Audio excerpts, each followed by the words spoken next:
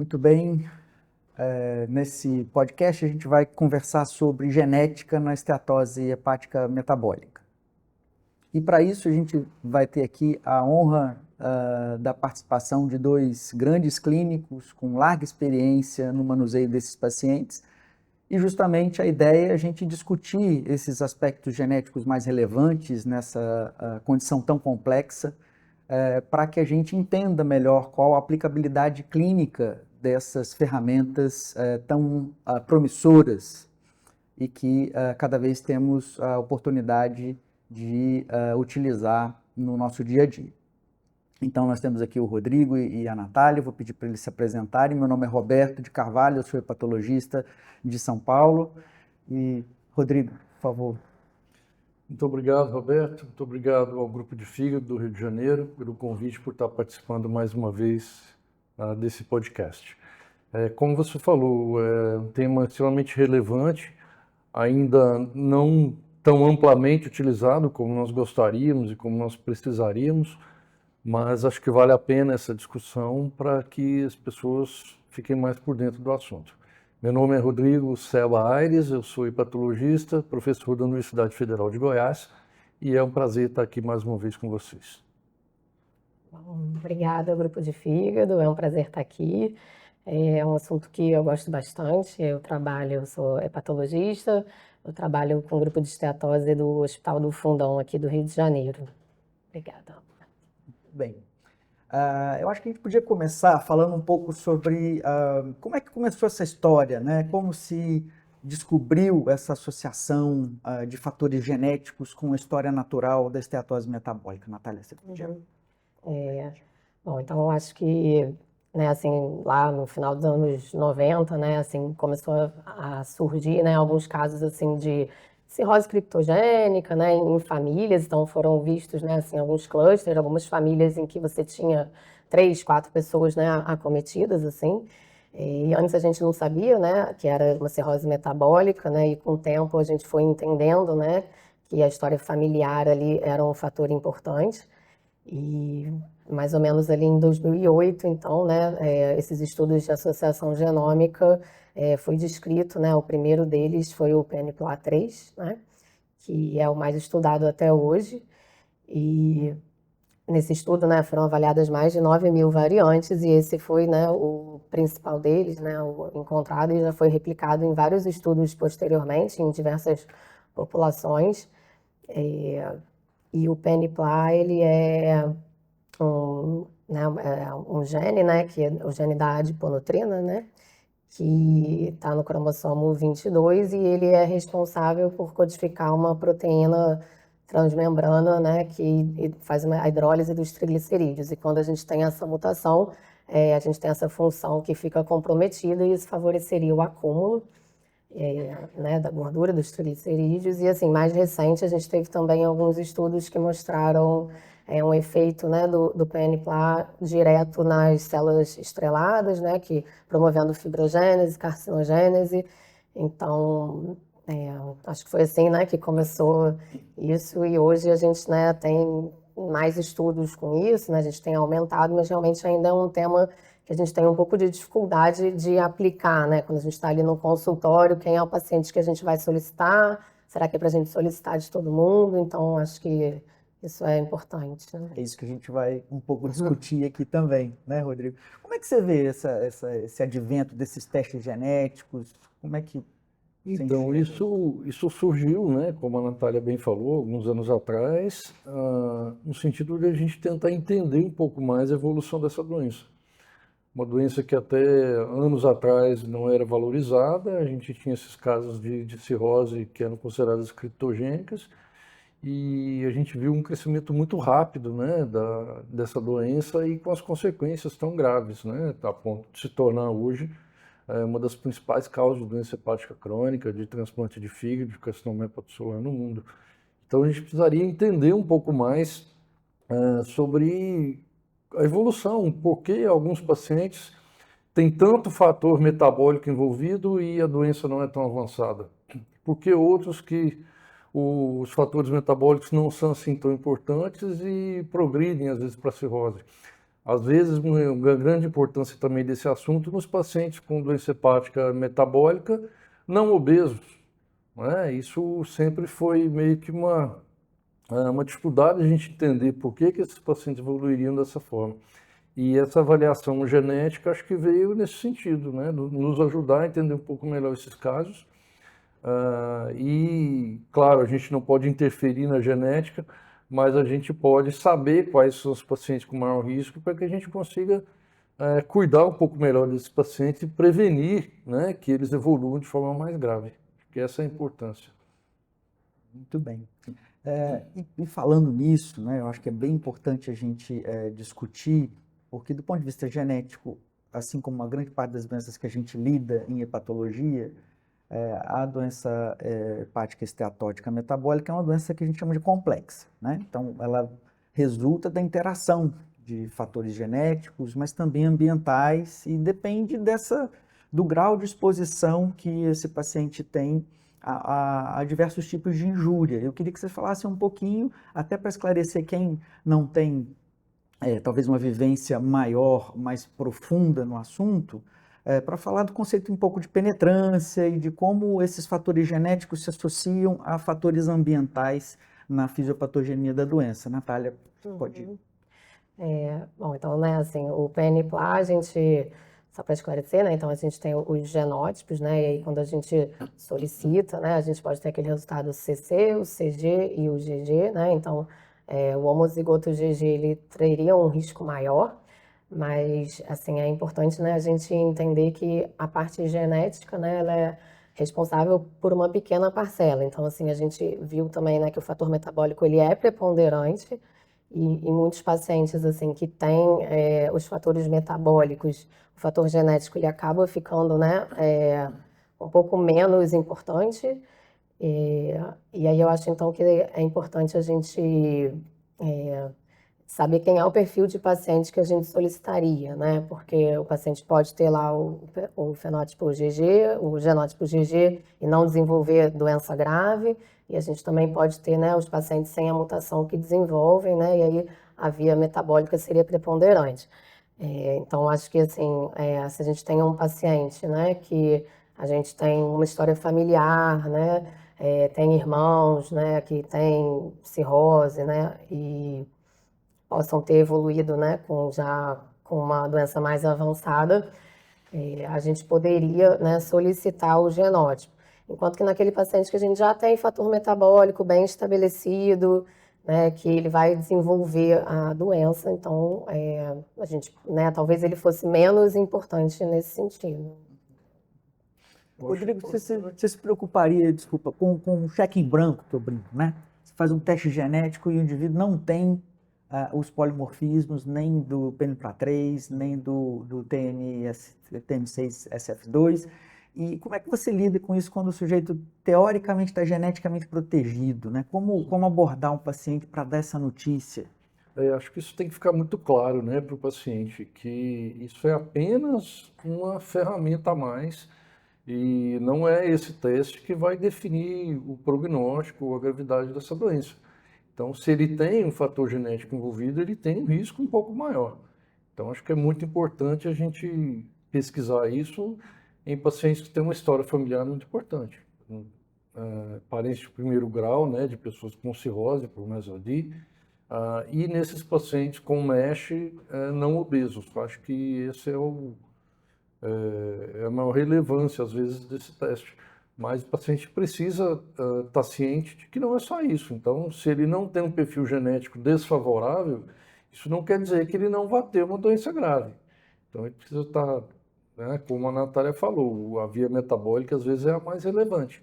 Então, mesmo tendo um perfil genético favorável, vamos dizer assim, ele pode evoluir de forma grave e vice-versa, né? Então, acho que isso tem que ficar muito claro para os pacientes e para as pessoas, né, que estão nos ouvindo, que não têm tanta experiência nisso, muitas vezes não especialistas. A gente precisa sempre saber diferenciar e saber um pouquinho da relevância de cada um desses assuntos. Muito bem. Complementar, assim, Claro. né?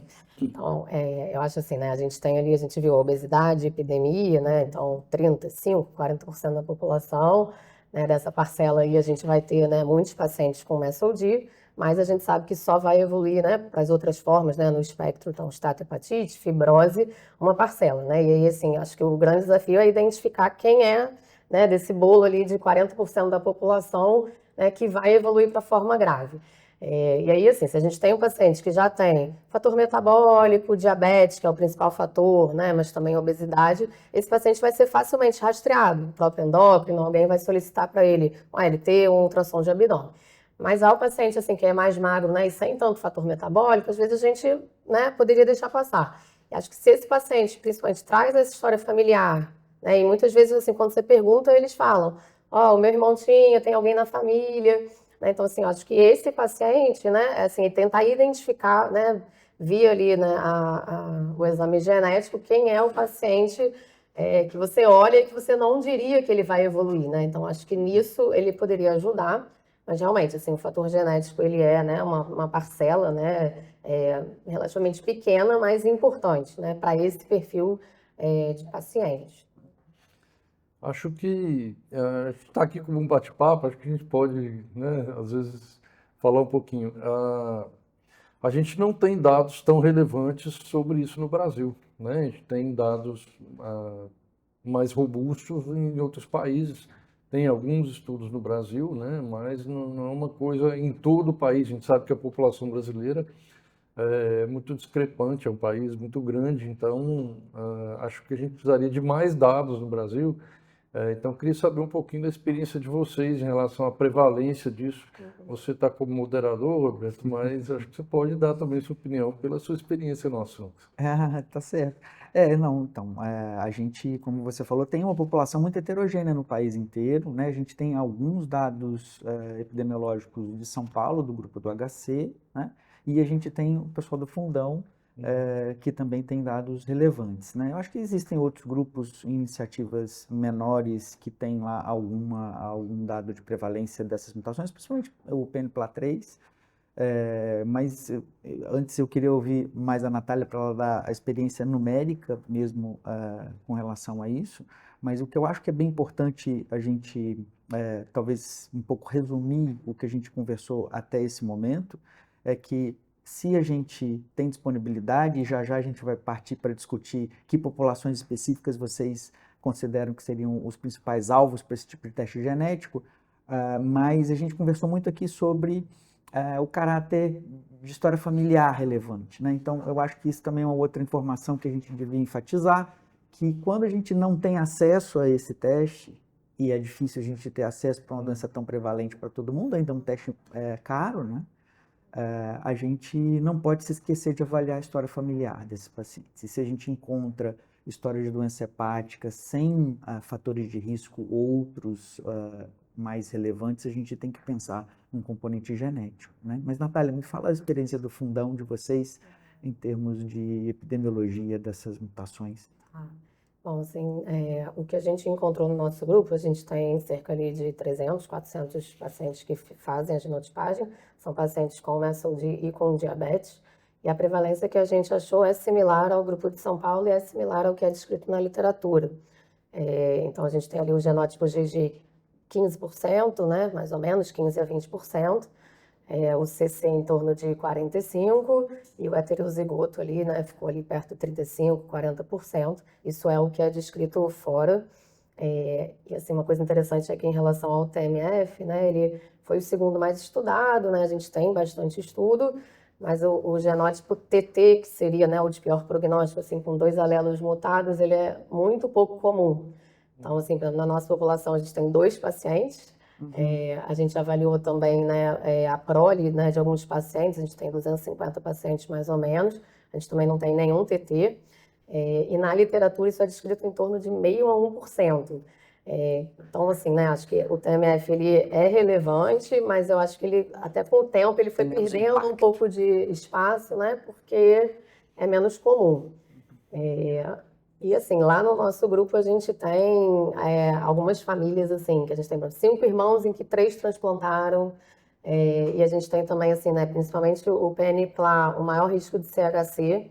E isso a gente, né, viu um pouco também na prática. A gente tem também, né, uma outra família em que 2 ou 3 pacientes acabam evoluindo com CHC e a gente tenta, né, trazer esse filho. Então, a ideia, né, é isso. Quando você já identifica ali, né, uma pessoa que evoluiu, você tentar rastrear e poder orientar, né, o filho, que às vezes o filho não tem ali fator metabólico, é jovem, mas que ele vai poder, né, evoluir. Então, a prevalência, acho que é isso, né? Similar ao que foi descrito fora. E aí, mais relevante realmente o GG, né? Acho que pelos 15 a 20% aí que a gente tem na população. Natália, e como você lida com esses pacientes que você identifica um fator genético desfavorável? O que muda? Ótima pergunta. Então, a gente ainda, né, assim, tem um pouco de dificuldade de aplicar na clínica, então a gente faz lá a título de pesquisa. Comercialmente, a gente tem isso disponível aqui no Rio, né? Tem pelo menos 2 lugares que fazem, os laboratórios grandes também já estão incluindo, né? Com essa bunda genética, acho que eles, né, estão entrando nisso também. O exame, ele não é tão caro, mas eu acho que a dificuldade é realmente a relevância, né? O que a gente vai trazer? Então, para você dizer para o paciente ali para gastar 650, 700 reais numa genotipagem, né? Num exame que a gente não sabe ali, né, como traduzir. Eu acho que, assim, realmente o perfil de paciente seria talvez no mais jovem, com menos fator metabólico, com história familiar. Eu acho que é isso. E também, assim, né, se você por acaso descobre ali, né, um paciente foi fazer um ultrassom por outro motivo, que a gente vê muito, e tem uma esteatose acentuada, né, alguma coisa ali que chama atenção, pode ser que esse paciente que não tem tanto fator metabólico, ele tenha um genótipo ali de pior prognóstico, né, com mais chance de evoluir com doença avançada. A gente ainda não tem nada, né, em guideline que sugira que você precisa, né, rastrear mais precoce ou né, com um intervalo menor, mas eu acho que são pacientes que a gente, né, precisa orientar que ele tem um risco maior, que ele não pode sumir, né, que a gente vai sempre precisar ali dar uma olhada no hepatograma, né, de talvez fazer um fibroscan em algum momento, mas acho que ainda a aplicabilidade a gente ainda precisa definir. Entendi. Vamos fazer um bate-pronto aqui. Eu acho que está bem consensual que o paciente que tem talvez uma situação metabólica não tão grave, uma obesidade não tão grave, talvez o paciente mais jovem, talvez fosse um alvo preferencial desses testes genéticos. Mas eu queria que vocês brevemente dissessem sim ou não para o teste genético para duas situações. Primeira, um paciente com doença avançada, descompensada. Vocês veem algum benefício em fazer teste genético? Eu acho que não, Roberto, porque o paciente já evoluiu com a forma pior possível da doença e isso não vai mudar nada no acompanhamento e no prognóstico dele. Eu acho que a vantagem do teste é para você prevenir que o paciente evolua dessa forma. Natália. Acho que eu concordo, né? Acho que assim, o que a gente quer, né, assim, nos próximos anos é tentar identificar mais precoce quem é o paciente que vai evoluir. Quando a gente já detecta ali uma doença mais avançada, né, assim, não sei se a gente teria muito benefício, né? Mas eu estou aqui como moderador e também como provocador, né? Isso não poderia ter impacto na família? Sim, talvez a gente poderia aplicar o teste em parentes de primeiro grau, né? Talvez nos filhos, né? Eu acho que aí sim poderia ter importância. Mas no próprio paciente em si, acho que não. Se a gente acha homozigose no paciente, esse descompensado, Natália, então a gente pode garantir que pelo menos um alelo os filhos vão ter. Isso é relevante ou não é? Então, eu acho que até é mais relevante a história familiar do que um polimorfismo, né? Porque a gente tem muitos polimorfismos descritos, então, assim, a gente fala muito do PNPLA porque foi o primeiro descrito, parece que ele tem um efeito, né, de magnitude maior, foi replicado em várias populações, então acho que isso também, né, é uma coisa. Então, os nossos estudos, né, e muitos estudos também de fora, e se eu não me engano, esse estudo de São Paulo, que também avaliou o TMF, não encontrou relação Então, e os estudos fora também, então a gente, né, realmente vê que o PNPLA ele é mais importante. Mas existe, né, a história familiar que não é só via esses genótipos, né? Então, além da gente ter vários polimorfismos que a gente pode ter, a gente tem, né, uma outra parcela assim, de hereditariedade que não se justifica pelo PNPLA ou pelos polimorfismos. Então, a gente tem epigenética, a gente tem fatores ambientais compartilhados. Então, assim, eu daria mais valor à história familiar, ainda que aquele paciente fosse um PNPLA-CC ou CG.